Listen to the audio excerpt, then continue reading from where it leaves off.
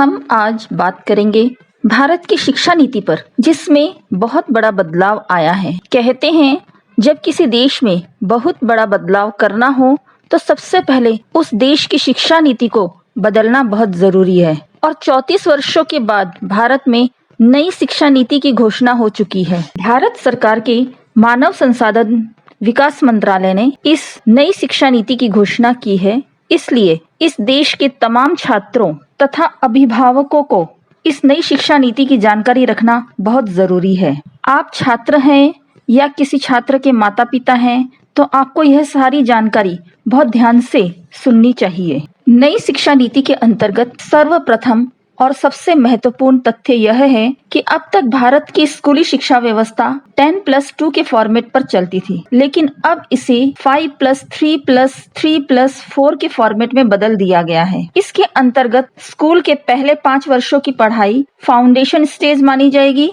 यानी इस दौरान छात्र के लिए मजबूत नींव तैयार की जाएगी। इसका पाठ्यक्रम NCERT द्वारा तैयार किया जाएगा और इसमें प्री प्राइमरी के 3 वर्ष और पहली और दूसरी कक्षा का 1-1 वर्ष शामिल होगा, यानी प्री प्राइमरी के 3 साल, फिर दूसरी और तीसरी कक्षा के 2 साल। इसके अंतर्गत बच्चों को खेल कूद और अलग अलग गतिविधियों के जरिए पढ़ाई कराई जाएगी, यानी इन कक्षा के छात्रों के किताबों का बोझ पहले जितना नहीं होगा। इसके बाद अगले 3 साल यानी तीसरी कक्षा से 5वीं कक्षा तक जो प्रीपरेटरी स्कूल कहलाई जाएगी, इसके दौरान छात्रों को भविष्य के लिए तैयार किया जाएगा। इसमें विज्ञान, गणित, कला, सामाजिक विज्ञान जैसे विषय पढ़ाई जाएंगे। इसके अगले 3 साल कक्षा 6वीं से 8वीं तक के विद्यार्थी शामिल होंगे, जो मिडिल स्कूल या मिडिल स्टेज माने जाएंगे। इस स्टेज में छात्रों को निश्चित किए गए पाठ्यक्रम के अनुसार पढ़ाया जाएगा। इसके बाद कक्षा 9वीं से 12वीं तक की इस फॉर्मेट की जो 4 वर्षों वाली आखिरी स्टेज होगी, जो सेकेंडरी स्कूल कहलाएगी। इस स्टेज में विद्यार्थियों को किसी विषय के प्रति गहरी समझ पैदा की जाएगी, उनकी विश्लेषण क्षमता को बढ़ाया जाएगा और उन्हें जीवन में बड़े लक्ष्य निर्धारित करने के लिए प्रेरित किया जाएगा। लेकिन सबसे महत्वपूर्ण बात यह है कि अब स्कूलों में पहले जैसा स्ट्रीम सिस्टम नहीं होगा। इसका मतलब ये है कि आर्ट्स का कोई छात्र फिजिक्स यह सब्जेक्ट ले सकता है और कॉमर्स वाला छात्र इतिहास की पढ़ाई करना चाहे तो वह कर सकता है। नई शिक्षा नीति के अंतर्गत दूसरी महत्वपूर्ण बात यह है कि 5वीं कक्षा तक की पढ़ाई अब छात्र अपनी मातृभाषा, स्थानीय भाषा या तो फिर अपनी राष्ट्रभाषा में कर पाएंगे, यानी अंग्रेजी में पढ़ाई की अनिवार्यता समाप्त हो जाएगी। उदाहरण के लिए आप अपने बच्चों को 5वीं कक्षा तक मराठी, संस्कृत या गुजराती भाषा में पढ़ाना चाहते हैं तो अब आप ऐसा कर पाएंगे और अंग्रेजी केवल एक विषय के तौर पर पढ़ाई जाएगी, यानी स्कूलों का जबरदस्ती अंग्रेजीकरण का दौर अब समाप्त हो जाएगा। नई शिक्षा नीति के अंतर्गत तीसरी महत्वपूर्ण बात यह है कि कक्षा 6वीं में पहुंचने के बाद छात्रों को कंप्यूटर कोडिंग सीखने का मौका मिलेगा, यानी अब भारत का छात्र चीन जैसे देशों की तर्ज पर छोटी उम्र में ही सॉफ्टवेयर और मोबाइल पर एप्लीकेशंस बनाने की तकनीक सीख पाएंगे। और कक्षा 6वीं से ही छात्रों को इंटर्नशिप का भी मौका मिलेगा, यानी अगर किसी छात्र को किसी खास विषय में रुचि है और वो उसकी प्रैक्टिकल नॉलेज से जुड़ी इंटर्नशिप कहीं भी कर सकता है। उदाहरण के लिए पेंटिंग करने का शौक रखता है कोई छात्र, तो वह किसी पेंटर के पास जाकर इंटर्नशिप कर पाएगा। कक्षा 9वीं से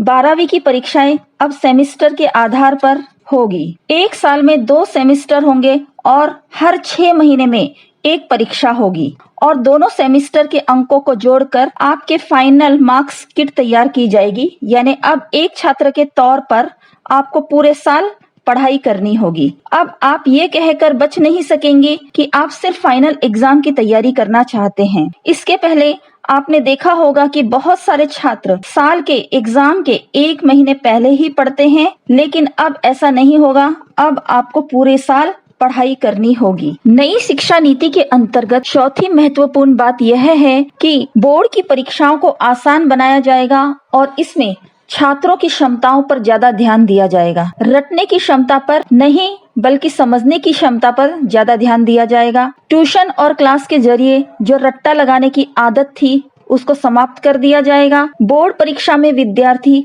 अपनी पसंद की भाषा में परीक्षा दे सकते हैं। उदाहरण के लिए अगर वो हिंदी में अपनी परीक्षा को देना चाहता है तो हिंदी में भी उसका उत्तर लिख सकता है, अगर चाहे तो वो इंग्लिश में दे सकता है।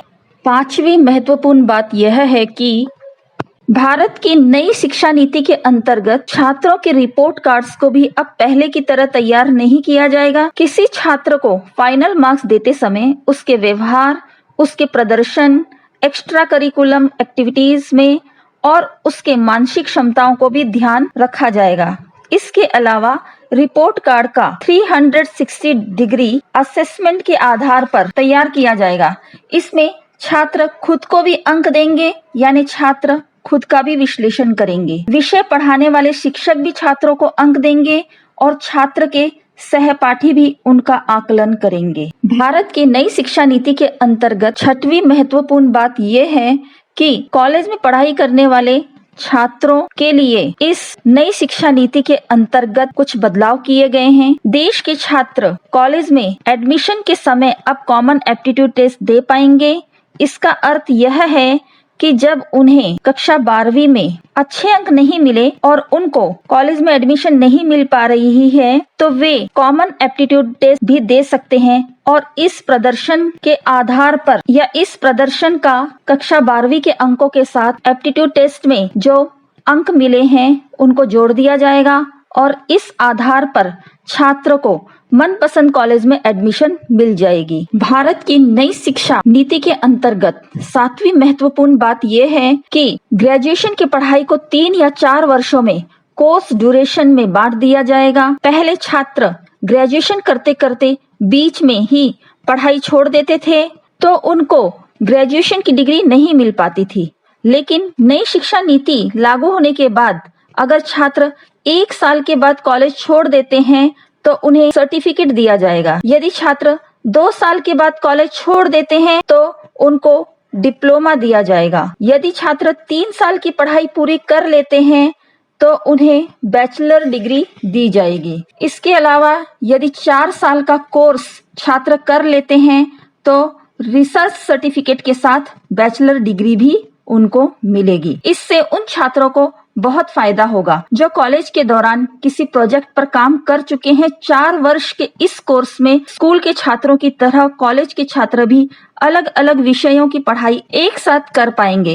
इस व्यवस्था को मल्टी एंट्री और मल्टी एग्जिट वाली व्यवस्था कह सकते हैं। भारत की नई शिक्षा नीति के अंतर्गत 8वां तथ्य यह है कि छात्रों के लिए एक एकेडमिक बैंक ऑफ क्रेडिट बनाया जाएगा, जिसमें छात्र एक साथ एक से ज्यादा कोर्सेस करना चाहते हैं तो वो कर सकते हैं और इस कोर्स को जहां तक कंप्लीट करेंगे उसके अंक इस बैंक में क्रेडिट होते जाएंगे और फिर जब छात्र फाइनल डिग्री के लिए कोई कोर्स करेंगे तो उस क्रेडिट को इसमें जोड़ दिया जाएगा। ये पूरी व्यवस्था पूरी तरह से डिजिटल और ऑनलाइन होगी। कुल मिलाकर अब देश की शिक्षा व्यवस्था ऐसी होगी कि छात्र व्यवहारिक ज्ञान हासिल करके देश के लिए बड़े बड़े आविष्कार कर पाएंगे। अब सभी के मन में ये सवाल आ रहा होगा कि ये शिक्षा नीति कब से लागू होगी। इसके लिए जो बिल तैयार किया गया है उसका नाम है नेशनल हायर एजुकेशन बिल। इस बिल को फिलहाल कैबिनेट ने मंजूरी दे दी है। अब इसे संसद में पेश किया जाएगा और इसके बाद ये कानून में रूपांतरित हो जाएगा और फिर इसके बाद राज्य सरकारों को भी इस पर कानून बनाकर अपने अपने राज्यों में इसे लागू करना होगा। इसी शिक्षा नीति घोषणा के साथ मानव विकास मंत्रालय का नाम भी अब बदल दिया जाएगा और इसका नाम होगा शिक्षा मंत्रालय। भारत की यह नई शिक्षा नीति 2021 और 2022 के शैक्षणिक स्तर में लागू कर दी जाएगी। उम्मीद करती हूँ कि आपको ये वीडियो समझ में आ गया होगा।